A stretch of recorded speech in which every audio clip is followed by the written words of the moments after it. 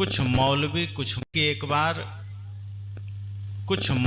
कुछ मुल्ला जो अहंकार में डूबे थे, उन लोगों ने आपस में बहुत सी चर्चाएं की कि अब तो हमारा जो इस्लाम धर्म है यही दुनिया का सबसे बड़ा धर्म है और इससे ज़्यादा बड़ा दूसरा कोई धर्म नहीं। जो इस्लाम को मानता है वही जन्नत में जा सकता है, जो इस्लाम को नहीं मानता है वो दोजख में जाएगा, नरक में जाएगा। हमारी जो किताब है वही खुदा के द्वारा भेजा हुआ है, बाकी सबकी किताब ऐसे ही उलूल जुलूल है। हमारा खुदा ही सबका मालिक है, उसी ने दुनिया बनाई है, उसी का सारा संसार है। इस तरह से मुल्लों और मौलवियों को बड़ा घमंड हो गया और वे लोग इतने घमंड में चूर हो गए कि कुछ मुल्ले और कुछ मौलवी सदगुरु कबीर के पास चले गए उनसे सवाल करने, क्योंकि वे जानते थे सदगुरु कबीर बड़े निष्पक्ष संत हैं और बड़े पहुंचे हुए संत हैं। इनके पास बड़ा ही अनुभव का ज्ञान है। इसी भाव को लेकर कुछ मुल्ले कुछ मौलवी उनके पास गए, यह सोचकर कि यदि हम अपनी बात सदगुरु कबीर को मनवा लेंगे तो कबीर जैसा साधु भी हमारा इस्लाम कबूल कर लेगा, वो भी हमारे खुदा को मानने लगेगा। ये सोचकर वे सारे मौलवी गए अपना अपना पोथी लेकर, कुरान जो भी उनकी किताबें हैं लेकर, कि आज तो कबीर को हरा ही देंगे, आज तो ऐसा ऐसा सवाल करेंगे कि कबीर तो आज हार ही जाएंगे और हमारी जीत हो जाएगी और फिर कबीर को हम इस्लाम कबूल करवा लेंगे। इसी अहंकार में वे लोग सदगुरु कबीर के पास गए। सदगुरु कबीर अपनी कुटिया में बैठे थे, ध्यान मग्न थे और वो मौलवी वहाँ जाकर प्रणाम किया, कहा कि आज हम आपसे शास्त्रार्थ करने आए। कबीर साहब ने कहा अगर कुछ जिज्ञासा लेकर आए हो, कुछ मुमुक्षा लेकर आए हो तब तो कोई बात नहीं, स्वागत है, लेकिन कुछ और मनसा लेकर आए हो तो मेरे पास समय नहीं है। कहा नहीं, आज तो आपको जवाब देना ही पड़ेगा। आप बहुत ज्ञानी हैं, मैंने सुना है, आप बहुत ज़्यादा लोगों के प्रिय हैं, पर आज तो आपको मेरा जवाब देना होगा, मेरे प्रश्नों का उत्तर देना होगा। कबीर साहब ने कहा अगर तुम इसी मनसा से आए हो तो बैठो। साहब ने कहा कहो तुम्हारा क्या प्रश्न है और क्या तुम चाहते हो मुझसे। उन मौलवियों ने कहा कि हे सदगुरु कबीर, मैंने खुदा का पता लगा लिया है, मेरा खुदा ही इस दुनिया को बनाया है और मेरा खुदा ही सबका मालिक है, उसी की इच्छा से सब कुछ होता है, उसकी इच्छा के बिना यहाँ कुछ भी नहीं होता और उसको मानने वाला, उसकी इबादत करने वाला ही जन्नत में जाएगा, स्वर्ग में जाएगा। जो खुदा को नहीं मानेगा, खुदा ने आदेश किया है कि तुम उसको मार सकते हो, उसकी हत्या कर सकते हो और जो ऐसा करेगा वो स्वर्ग में जाएगा और जो खुदा को नहीं मानेगा वो नरक में जाएगा। कबीर साहब ने कहा और क्या है तुम्हारे खुदा की खासियत। उसने कहा हमारा जो कुरान है ये भी खुदा ने लिखा है। कबीर साहब ने कहा वो खुद बैठ के लिखा है। कहा ये तो नहीं पता, लेकिन ये किताब उसी का भेजा हुआ है। कबीर साहब ने कहा तुम्हारा खुदा ऊपर प्रेस बैठा के रखा है जो छाप के भेज दिया। उन लोगों ने कहा साहब आप तो मजाक कर रहे हैं, लेकिन ये किताब हमारे खुदा ने ही भेजा है और हम लोग उसी के अनुसार चल रहे हैं, उसी में लिखा है सब बात, इसलिए हमारे खुदा का पता चल गया। हमारे खुदा ही सब कुछ हैं और उन्हीं के दरबार में हम लोगों को जाना है, उन्हीं के द्वार में हम लोगों को हाजिरी लगाना है। आप भी चलिए, आपको भी अब हमारे उत्तर देना है, और नहीं दे पाए तो खुदा के यहाँ जाना होगा। साहब ने कहा तुम्हारी बात खत्म हो गई? उन लोगों ने कहा हो गई, अब आप उत्तर दीजिए, पूछिए क्या पूछना है। तब साहब ने शुरू किया अपना सवाल।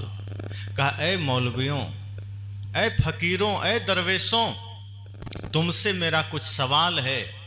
अगर मेरे सवाल का जवाब तुमने सही सही दे दिया तो मैं अभी ही इस्लाम में चला जाऊंगा, तो मैं अभी ही तुम्हारे खुदा को मानने लगूंगा, और यदि तुमने जवाब नहीं दिया तो तुम नरक में जाओगे। मौलवियों ने सोचा कहीं हम उल्टा तो नहीं फंस जाएंगे, हम तो आए थे साहब को फंसाने, कहीं हम ही ना फंस जाएं। फिर भी वो लोग धीरे भीतर से डरते हुए कहा पूछिए क्या कहना है। तब साहब अपने पद के माध्यम से इसी 49वीं रमैनी में पूछते हैं कि दर की बात कहो दरवेशा, वाद साह है कौने भेसा। कहाँ कूच कहाँ करे मुकामा, मैं तो ही पूछो मुसलमाना। लाल जर्द की नाना बाना, कौन सुरती को करो सलामा। काजी काज करहु तुम कैसा, घर घर जबह कराबहु भैसा। बकरी मुर्गी किन फुरमाया, किसके कहे तुम छुरी चलाया। दर्द न जानहु पीर कहाबहु, बैता पढ़ी पढ़ी जग भरमाबो। कहीं कबीर एक सैयद बहावे, आप सरीखा जग कबुलावे। दिन को रहत है रोजा, रात हनत है गाय। यह खून वह बंदगी, क्यों कर खुशी खुदाए। साहब ने पद में इतना सारा प्रश्न और उत्तर दोनों डाल दिया कि मौलवी तो चक्कर खा के गिर पड़े। कुछ को तो समझ में भी नहीं आई। लोगों ने कहा इसका अर्थ समझाइए। साहब ने कहा दर की बात कहो दरवेशा, तुम जिस खुदा की दरबार की बात कर रहे हो, तुम जिस अपने पैगंबर के दरबार की बात कर रहे हो, दर की बात कहो दरवेशा। तुम अपने उस दरबार की बात मुझसे बताओ, उसका पता बताओ, कहाँ है वो दरबार। तुम जिस दरबार की बात कर रहे हो इस धरती पर है कि आकाश में है। अब वो लोग तो घबरा गए, कहा देखे तो हम नहीं हैं। कहा फिर कैसे बोल रहे हो, उसका पता चल गया है। अगर इस धरती पर है तो धरती पर निर्मित जो कुछ भी है वो सब जड़ है, और जो जड़ है उसका नाश होना तय है। और तुम तो कहते हो हमारी खुदा ने ही सब कुछ बनाया है। तो जब तुम्हारे खुदा ने ही सब कुछ बनाया है तो उसका दरबार धरती में है कि आकाश में है, उसका पता बताओ। बादशाह है कौने भेसा, और ये बताओ कि तुम्हारे खुदा का वेश क्या है, उसको तुमने पहचाना कैसे, वो कैसा कपड़ा पहनता है, कैसा दिखता है, तुमने देखा है। अब वो लोग चुप हो गए, कहे नहीं देखे तो नहीं है। कहा फिर कैसे कह रहे हो कि हमने खुदा को जान लिया और पता लगा लिया। जब खुदा का तुम्हें वेश पता नहीं है, खुदा का सकल सूरत पता नहीं है, उसका दरबार पता नहीं है, उसका पता ठिकाना पता नहीं है, तो मेरे पास तुम क्या लेकर आ गए। पहले पूरी जानकारी तो लेकर आना चाहिए। जिस खुदा की तुम मुझसे चर्चा करने आए हो उसका तो तुम्हें कुछ पता ही नहीं है कि वो दिखता कैसा है, उसका घर मकान कहाँ है। आगे साहब कहते कहाँ कुछ कहाँ करे मुकामा, तुम ये भी बता दो कि वो कहाँ आता है कहाँ जाता है। तुम कह रहे हो एक जगह नहीं रहते हैं, तो कहाँ से आ रहा है कहाँ जा रहा है। ऐ मुसलमानों, मैं तुमसे पूछ रहा हूँ, ये बताओ कि तुम्हारा खुदा कहाँ से आया और कहाँ जा रहा है।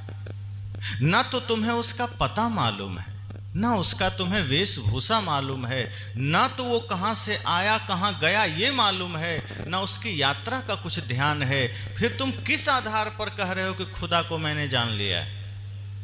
खुदा को जानने का तरीका क्या है, और उसी अज्ञानता को तुम दूसरों पर थोपना चाहते हो। तुम ये कह रहे हो कि दूसरे लोग भी खुदा को माने, जिसका कुछ आता पता ही नहीं है उसको कैसे माने। ये तो ऐसा ही हुआ जैसे एक बार एक आदमी की नाक कट गई। अब नाक कट गई तो स्वाभाविक है आदमी तो बदसूरत दिखेगा। किसी की नाक कट जाए तो फिर उसकी सारी खूबसूरती चली जाती है। तो उसकी गलती से कहीं नाक कट गई तो लोगों ने कहा कैसे कटी। अब वो सोचा अगर मैं ऐसे ही कुछ बोल दूंगा तब तो लोग थोड़ा मजाक बनाएंगे, तो वो तरकीब निकाला।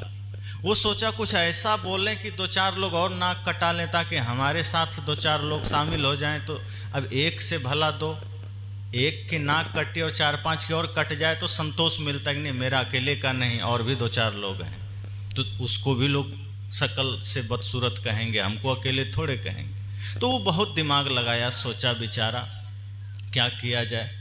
तब उसने कहा, देखो भाई, मेरी नाक ऐसे वैसे नहीं कटी है। दरअसल ये नाक बाधा बन रही थी, भगवान का दर्शन नहीं हो रहा था। जब भी आंख बंद करते थे तो ये नाक बीच में आ जाती थी, और इसके वजह से हम भगवान को देख ही नहीं पाते थे। इसलिए हमने नाक काट दिया, और जैसे ही नाक काटा भगवान का दर्शन हो गया। अब जो दूसरा आदमी सवाल किया था वो कहा, सिर्फ नाक काटने से भगवान दिख गए? उसने कहा बिल्कुल। कहा तब तो हमारी भी नाक काट दो। अगर नाक काटने से भगवान का दर्शन हो सकता है तब तो ये शुभस्य शीघ्रम, अभी ही काट दो। वो भी नाक कटवा लिया। अब जैसे नाक काटा तो कुछ नहीं दिख रहा है, चेहरा उसका भी बदसूरत हो गया।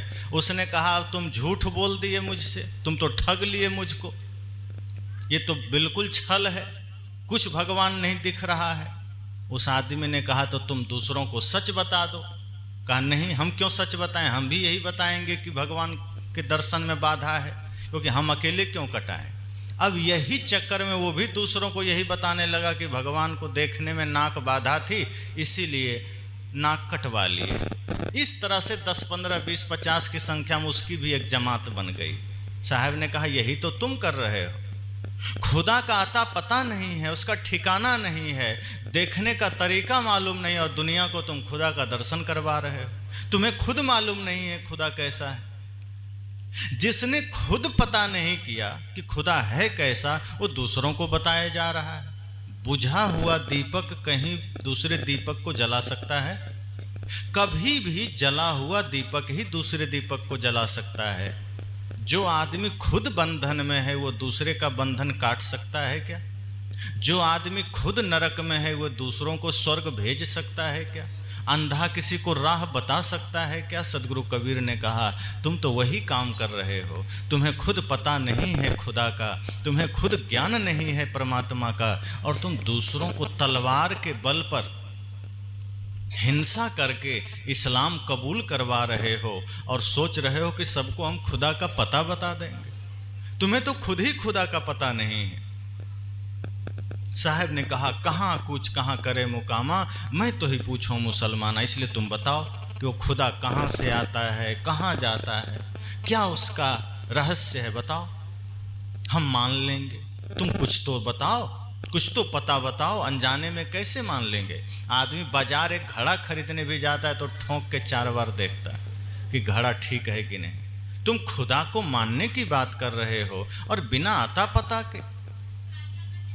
तब साहब ने अगली बात कही, चलो कोई बात नहीं, आगमन प्रस्थान का पता नहीं है, वो कहाँ आता है कहाँ जाता है इसका ज्ञान नहीं है, तो यही बता दो, लाल जर्द की नाना बाना, लाल है कि पीला है कि अनेकों कलर का है, खुदा का रंग कैसा है, वो लाल कलर में है कि पीला कलर में है कि हरा नीला कत्था नाना प्रकार के कलर में है, ये तो बताओ, कुछ तो स्पष्ट करो। ए मौलवी, इतना तो बताओ कि तुम्हारे खुदा का रंग रूप क्या है, कलर क्या है, लाल है कि पीला है, जर्द मतलब पीला, पीला है कि सफ़ेद है, कौन सा कलर का है। क्योंकि कुछ तो बताओ जिसको हम सलाम करें, किस रूप को हम सलाम करें, किस रूप को हम नमस्कार करें। जैसे अभी जितने हमारे महापुरुष हैं उनकी तो फोटो है, राम जी की फ़ोटो है, कृष्ण जी की फ़ोटो है, कबीर साहब की फ़ोटो है, भगवान बुद्ध की फ़ोटो है, शिव जी की फ़ोटो है। तो हम उनका एक फ़ोटो देखते हैं, उनको सिर झुका लेते हैं। साहब ने कहा, तुम्हारे खुदा की फ़ोटो कहाँ है, वो कौन सा कलर का है, उसका रंग बताओ। अगर उसका कोई रंग रूप है तभी तो सिर झुकाएंगे, कहाँ झुकाएं, अंधेरे में किधर सिर झुका दें, कुछ पता थोड़े चलेगा। अब तुम इस तरह से बात कर रहे हो कि खुदा का आता पता है, तो तुम बताओ ना सही। सच तो ये है कि तुम अपनी अज्ञानता को छिपा रहे हो, ना तुम्हें खुदा का ज्ञान है ना तुझे खुद का ज्ञान है। और सच तो यह है कि जिस दिन तुम्हें खुद का ज्ञान हो जाएगा उसी दिन तुम्हें खुदा का ज्ञान हो जाएगा। और खुद के सत्य से तुम अनजान हो और अनजाने में तुम खुदा को दिखा रहे हो। और अनजाने में खुदा कहीं दिखेगा? खुदा का ज्ञान उसे ही हो सकता है जिसे खुद का ज्ञान है, और जिसे खुद का ज्ञान है फिर उसे यहाँ तहाँ झांकने की जरूरत नहीं है। फिर तो जहाँ देखेगा वहीं खुदा का दर्शन होगा, फिर तो जिसमें देखेगा वहीं खुदा का दर्शन होगा। एक आदमी को रतौंधी आती थी। अब स्वाभाविक है कि रतौंधी जब आती है लोगों को, जिसको रतौंधी होती है, तो थोड़े से भी अंधेरे में उसको स्पष्ट दिखाई नहीं देता है। तो ऐसे ही एक आदमी को रतौंधी आती थी। संजोग की बात है, वो अपने समधी के घर गया। शाम का समय था, पहुंचते पहुंचते शाम हो ही गई थी। अब अंधेरा होने को था, लगभग अंधेरा हो चला था। सत्य से अनजान या फिर झूठ को सत्य बनाकर पेश करना कि मुझे सब आता है, मुझे सब कुछ का ज्ञान है, आदमी कितनी मूर्खता सिद्ध करता है। ये धर्म के मार्ग में भी ऐसा है, संप्रदायों में भी ऐसा है। तो वो आदमी रतौंधी के कारण कुछ देख नहीं पाता था, ज़्यादा स्पष्ट नहीं हो पाता था, बहुत थोड़ा थोड़ा दिखता था। तो वो समधी के घर गया, शाम हो चली थी। संजोग ऐसा हुआ कि उसको दिखना थोड़ा कम हो गया, तो मेन गेट के बजाय वो घर के पीछे पहुंच गया। अब घर के पीछे चला गया तो बड़ी भूल हो गई। अब क्या करें? अब ऐसे हाथ से पकड़ के यहाँ से वहाँ जाए दीवार में, फिर यहाँ से आए, कहीं गेट मिले ही नहीं। वो पुराने ज़माने में फूस का छप्पर होता था, तो उसी को पकड़ते पकड़ते वहाँ तक जा रहा है, फिर यहाँ आ रहा। तभी जो उनके समधी हैं वो पीछे चले गए घर के कि क्या आवाज़ आ रही है खर खर खर कर के। वो जैसे ही गए तो देखते हैं ये तो हमारे समधी जी आए हुए हैं। उन्होंने कहा, समधी जी घर का दरवाज़ा दूसरे साइड है, आप इधर कैसे आ गए? आपको दिखाई नहीं देता क्या? जैसे ही उन्होंने कहा आपको दिखाई नहीं देता क्या, उस व्यक्ति ने सोचा अगर मैं कह दूं हाँ दिखाई नहीं देता, रतौंधी हो गई है, तो थोड़ा सा इज्जत की बात है, हंसी के पात्र बन जाएंगे। उसने कहा नहीं नहीं, ऐसी कोई बात नहीं, हमें बहुत अच्छे से दिखाई देता है और हम सब कुछ देख सकते हैं, कोई दिक्कत नहीं है, हमारी आंखें बहुत तेज है, कहीं कोई समस्या नहीं है। तो उनके समधी जी ने कहा फिर आप घर के पीछे कैसे चले और आप तो छप्पर पकड़ रहे हैं? कहा बात यह है कि हमारी आंखें ठीक है, हम देख सकते हैं, वो तो हम आपका छप्पर देखने आ गए कि आप कैसा बनाए। समधी जी ने कहा लगता है हो सकता है इंजीनियर होंगे, कोई बात नहीं। कहा ठीक है, देखा हुआ हो गया तो चलिए मेरे पीछे भी। उसके बाद उनको लेके घर में गए, छिपा लिया उसने, जो सच्चाई थी उसको छिपा लिया। वो ये दिखाया कि मैं सब जानता हूँ, वो ऐसा प्रस्तुत किया स्वयं को कि मुझे ऐसा कुछ नहीं जिसका ज्ञान नहीं है, मैं तो आपका छप्पर देख रहा था ठीक बना है कि नहीं। अब मन में तो पीड़ा हो रही है कि हम तो सच में भटक रहे थे, हमको तो दरवाज़ा ही नहीं मिल रहा था, हम तो गलती से इधर आ गए, लेकिन अब कैसे कह दें कि रतौंधी है? कहा नहीं, हम छप्पर देख रहे। समधी जी को लगा हो सकता है ये इंजीनियर आदमी, क्या पता। वो घर गए, उसके बाद बातचीत हुई, बैठे। पहले का जमाना था, लाइट बिजली तो थी नहीं, दिया का प्रकाश था। भोजन का समय हुआ, तो जैसे ही भोजन का समय हुआ तो खाने के लिए बैठे। उनके समधी जी भी बैठे, वो भी बैठे, और जब खाना शुरू किए उसी समय बिल्ली आकर के उनके थाली में साथ में खाने लगी। लेकिन अब रतौंधी का मामला उनको बेचारा दिख नहीं रहा था, उन्हें क्या पता कि साथ में बिल्ली भी खा रही है। तभी उनके समधी जी की नज़र पड़ी कि अरे इनके थाली में तो बिल्ली भी भोजन कर रही है। तब उन्होंने कहा समधी जी आपको सच में दिखाई नहीं देता क्या? देखिए बिल्ली खा रही है। कहा नहीं नहीं, हमको दिखाई दे रहा, हम जानबूझ के उसको खिला रहे हैं, हमको जानवरों से बड़ा प्रेम है। कहा लेकिन वो तो सब रोटी आपका खा गया। कहा अच्छा अभी खबर लेते हैं, हम तो सोचे थोड़ा सा खाएगी, सब खा गया। तो बिल्ली तो किसी कारण से चली गई, उसी समय समधन जी आ गई रोटी लेके, खुर से आवाज, उसको लगा बिल्ली आ गई, अब पीढ़ा उठा के दे मारा। अब बिल्ली को मारना था, मार दिया समधन जी को, एक पीढ़ा जोर से लगा। अब समधी जी ने कहा लगता है सच में आप अंधे हो गए, आप तो समधी जी को मार दिए। कहा भूल हो गई, हमें लगा सामने बिल्ली है, तब तक बिल्ली भाग गई। कुछ से कुछ अपने मन को बहला फुसला के बात इधर उधर करके कहा नहीं नहीं हमें दिखता है, ऐसी कोई बात नहीं है, हमको कोई आंखों में समस्या नहीं। फिर भी स्वीकार नहीं किया। इतना होने के बाद भी उसने ये कबूला नहीं कि मुझे दिखाई नहीं देता, वो तब भी बात पर अडिग है, अपने आप को ये दबाने में लगा है कि नहीं हमें दिखता है। उसके बाद सब लोग सो गए, वो फिर भी स्वीकार नहीं किया।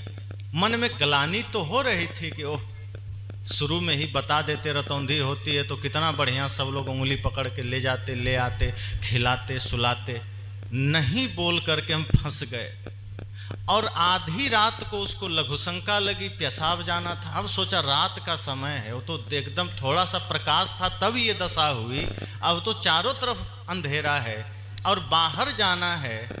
कहीं घर से निकल गए तो हम घर में घुस भी नहीं पाएंगे, रात भर बाहर भटकना पड़ेगा। करें तो करें क्या? अच्छा होता समधी जी को बता देते। अब सोच रहा है, लेकिन अब सोचा अब नहीं बताए तो नहीं ही बताएंगे, किसी तरह मामला समझ लेंगे। उसने क्या किया, खाट में जो आगे रस्सी बंधी होती खोल लिया, एक रस्सी का सिरा खाट में बांध दिया और एक अपने कमर में बांध लिया कि अब बाहर जाएंगे इसी रस्सी के सहारे वापस आ जाएंगे। ऐसा करके उसने अपने कमर में रस्सी बांधा, धीरे धीरे गेट से बाहर निकल गया। अब पहले के समय दरवाजे पर कुआं होता था, अब वो आगे जो निकला तो कुआं में गिर गया, और जैसे ही कुआं में गिरा तो उधर से रूम से खाट भी खींचते हुए बाहर आ गई। लेकिन खाट बड़ी थी तो वो कुआं में जा नहीं सकता था, तो खाट कुएं पर अटक गया और वो नीचे लटके हुए। और आवाज तेज हुई। जब तेज आवाज हुई तो घर के लोग जग गए, लालटेन दिया जला कर आए। कहा अरे ये क्या हो गया, क्या हो गया? खाट ऊपर, नीचे देखते हैं तो समधी जी लटके हुए हैं कुआं में। अब वो बेचारा लटक रहे हैं। समधी जी ने कहा ये आपने क्या कर लिया? आपको दिखाई नहीं देता क्या? आप ऐसा कैसे कर लिए? बता देते नहीं दिखता है। वो आदमी लटक रहा है तब भी कह रहा है नहीं नहीं हमको सब दिखाई देता है, ऐसी कोई बात नहीं। कहा फिर लटक क्यों रहे?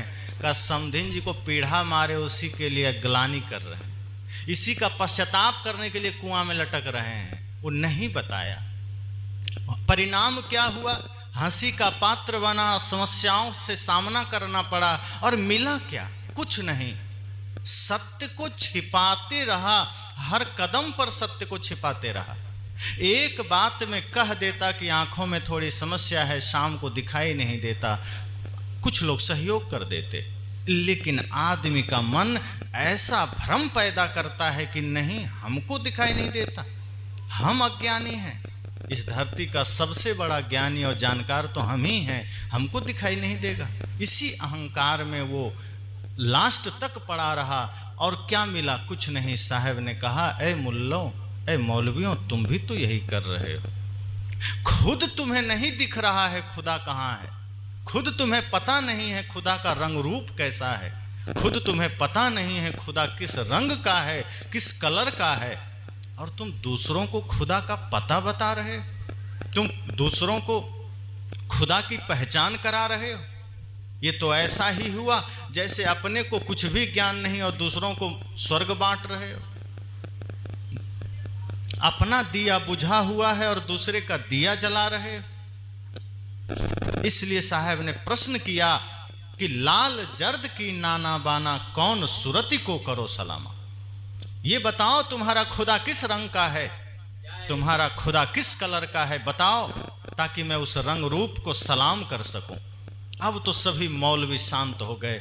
कहा नहीं, हम गलत आदमी से पंगा ले लिए, हमको लगा था कबीर साहब समझ जाएंगे, ये तो हमें ही समझा दिए।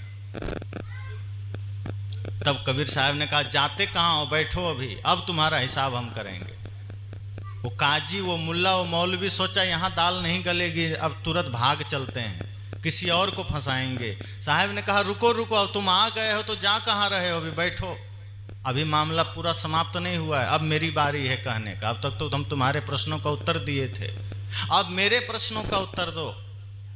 अब जो हम कुछ बोलने जा रहे हैं, अब बताओ, हम कुछ कहने जा रहे हैं। उन लोगों ने सोचा अब तक इतने में ही तो हमारी हालत खराब हो गई, अब सदगुरु कबीर क्या कहेंगे, अब साहब क्या बोलेंगे, क्योंकि किसी को अंदाजा नहीं था कि हम सदगुरु कबीर के पास जाकर के जलील हो जाएंगे, क्योंकि वो आया ही था गलत मानसिकता से। साहब ने कहा अगर आप जिज्ञासा से किसी संत के पास जाते हैं, भाव से जाते हैं, सच में आपके भीतर कोई प्रश्न जागृत हुआ है, उसका समाधान होगा, लेकिन आप किसी की ज्ञान की गहराई नापने गए हैं तो आप खुद जलील होकर आएंगे। साहब ने कहा तुम मेरे पास जिज्ञासा से नहीं आए थे, तुम मेरे पास मोक्ष की इच्छा से नहीं आए थे, तुम तो इसलिए आए थे कि कबीर को हरा देंगे और उसको मुसलमान बना देंगे। तो ध्यान रखना मैं सिर्फ इंसान हूं, और ये भी ध्यान रखना कि मैं किसी को ना हिंदू बनाता हूँ, ना मुसलमान बनाता हूँ,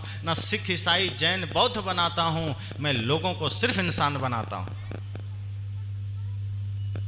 इसलिए एक भजन में आया है, भक्त या विद्वान कभी भगवान